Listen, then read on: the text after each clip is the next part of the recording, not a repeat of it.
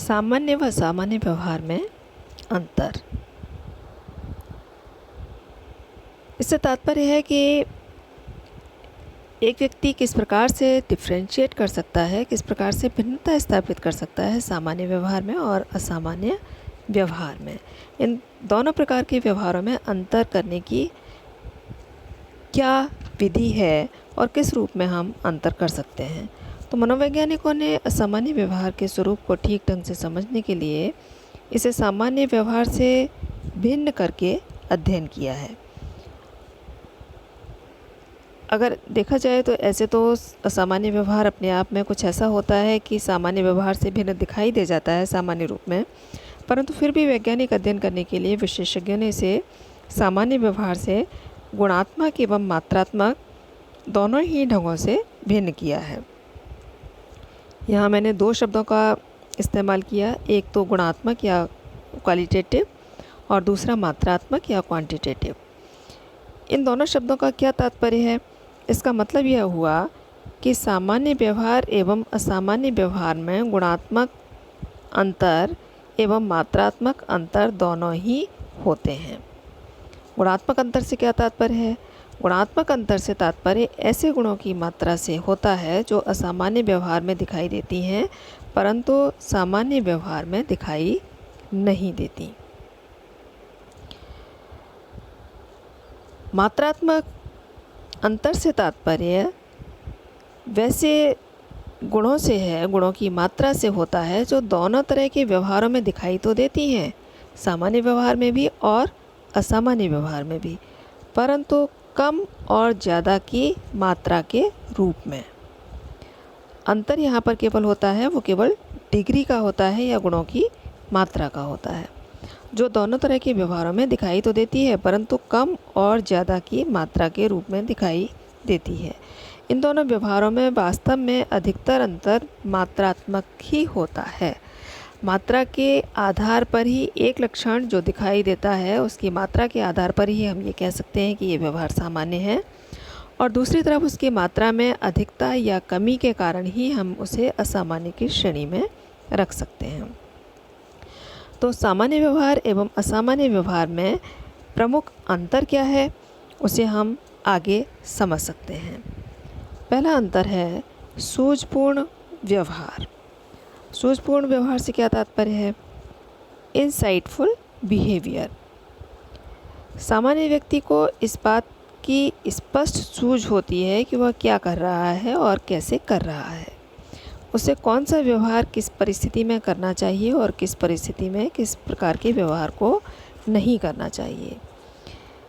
ऐसे व्यक्तियों को नैतिक अनैतिक एवं सही गलत का भी ज्ञान सामान्य रूप से होता है।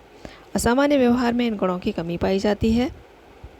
असामान्य व्यवहार में अनिर्णय की स्थिति होती है और ये अनिर्णायकता की जो स्थिति है वो स्पष्ट दिखाई देती है, जबकि सामान्य व्यक्ति का व्यवहार पूर्णतः निर्णयात्मक या डिसिसिव एवं ठोस होता है।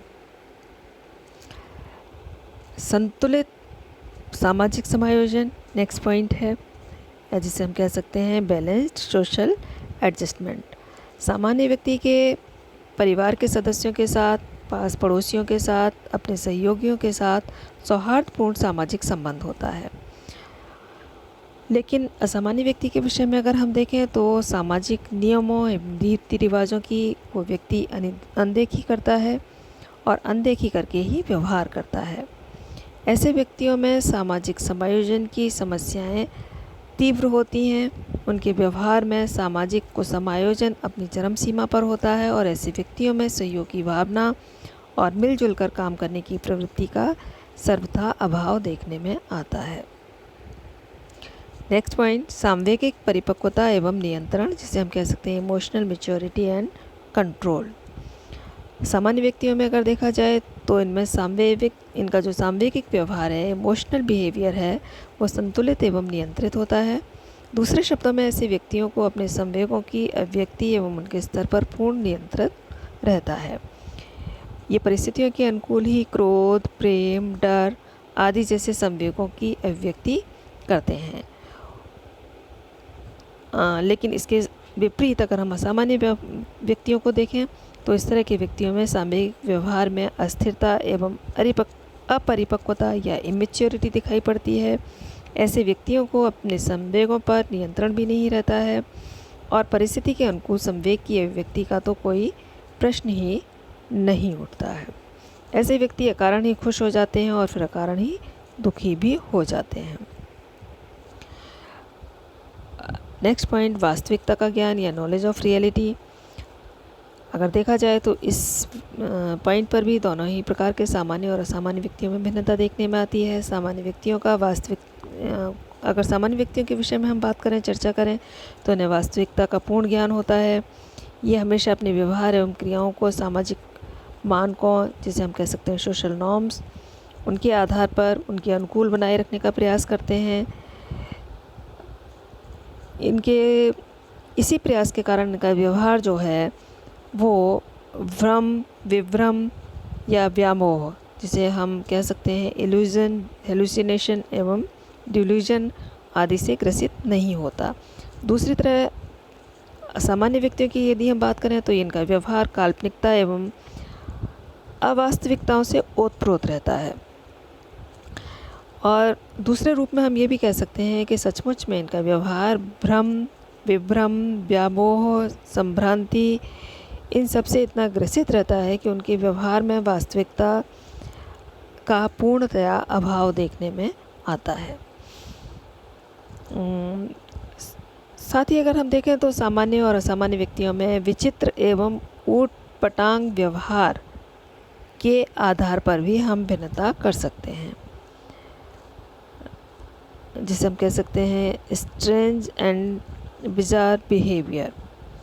सामान्य व्यक्ति के सोचने एवं व्यवहार करने के ढंग में एक संगतता या कंसिस्टेंसी पाई जाती है। इसमें एक रूपता या यूनिफॉर्मिटी भी पाई जाती है। इतना ही नहीं, इनके व्यवहारों में स्पष्ट नियमितता एवं यथार्थता पाई जाती है। जबकि इसके विपरीत अगर हम देखें असामान्य व्यक्तियों में, तो असामान्य व्यवहार बेतुका एवं ऊटपटांग होता है। असामान्य व्यक्तियों का व्यवहार आत्मविरोधी भी होता है, जिसे हम कह सकते हैं सेल्फ कंट्राडिक्टरी। ये अपने गलतियों के लिए किसी तरह का पश्चाताप इनमें नहीं होता और ये किसी तरह के पश्चाताप को करने में विश्वास भी नहीं करते, क्योंकि इनके लिए इनका व्यवहार सामान्य है और उन्होंने कोई गलत व्यवहार नहीं किया है, इसलिए पश्चाताप का तो प्रश्न उठता